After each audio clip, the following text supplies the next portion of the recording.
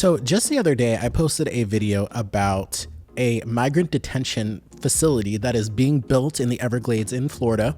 And it was just announced probably a week or so ago, I feel like, not that long ago. But now there's new reporting saying that it's probably going to be operational and ready by next week. I just came across this video, and this is a local reporter on the ground talking to people on the ground, different groups and things like that, inserting clips, you know, on the ground, local reporting. We love it. We love to see it because they're actually going into the communities and speaking with people. Take a listen and let's react to this together to give you guys a little bit more insight on this Alligator Alcatraz migrant detention facility and why this is so dangerous. Florida is moving fast to turn an old airstrip here in the Everglades into a new migrant detention center, now nicknamed Alligator Alcatraz. For his community correspondent Mahmoud Bennett. And while the newly announced facility could be up and running in just days, several groups are fighting to shut it down. On Wednesday, dozens of loaded trucks continued entering the Dade-Collier airstrip in the Everglades, where Governor Ron DeSantis authorized emergency construction of a migrant detention center to speed up deportations. We had a request from the federal government to do it, and so Alligator Alcatraz it is. And so you will see that be done. You will have, it'll be a force multiplier. It'll help DHS. It'll help our state and local law enforcement with relieving some burden on resources. This site was originally envisioned to be the world's largest airport in the 1960s, but that plan was scrapped over environmental concerns and the collapse of the supersonic jet era.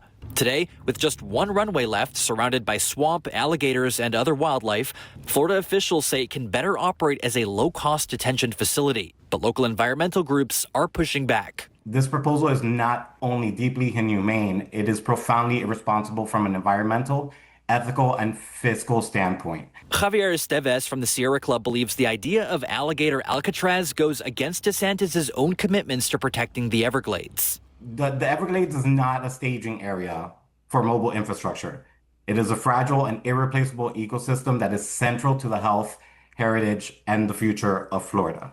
The site also sits just a mile from indigenous land. One tribal member tells me if they stop the world's largest airport from being built here decades ago, they can stop this too. This site is why the Republican President Nixon at the time came in and started the EPA. This site is where Earth Day started. This site is when America started caring about the environment. DeSantis says the facility will be temporary and won't require permanent construction. This isn't the first rodeo. This thing's been used a bunch of times over many, many years. And so the impact will be zero. And that's in keeping with our policy to do really historic Everglades restoration. Once complete, Alligator Alcatraz is expected to cost over $450 million a year and could house up to 5,000 people. Florida's Attorney General says it's on track to open in early July. Reporting in Collier County, Mahmoud Bennett, Fox 4 News. I thought that when they were building this, it was going to be kind of like a little bit more permanent, semi-permanent structures. But these are literally like the portables that you would see, you know, like if I grew up in Nebraska, I don't know, like I've seen this a lot everywhere else, like school portables where it's kind of just like a mobile classroom. It's literally like mobile homes, you know? So building these facilities there, this is like literally a blueprint for them to start building this anywhere. We already know that they've gotten rid of due process, where now they can speed up deportations and send people wherever. So now they're able to literally snatch people up off the streets of Miami-Dade County, take them to this place, and then speed up their deportation efforts, all within a quick speed. It is mind-blowing that this is going to be up and ready literally next week, in a few days. Early July. It's June 26th. Wild. So this is literally like modern day, I don't want to say it, but you guys know what I'm saying. Like building these detention centers, like that's what this feels like. That's what this feels like.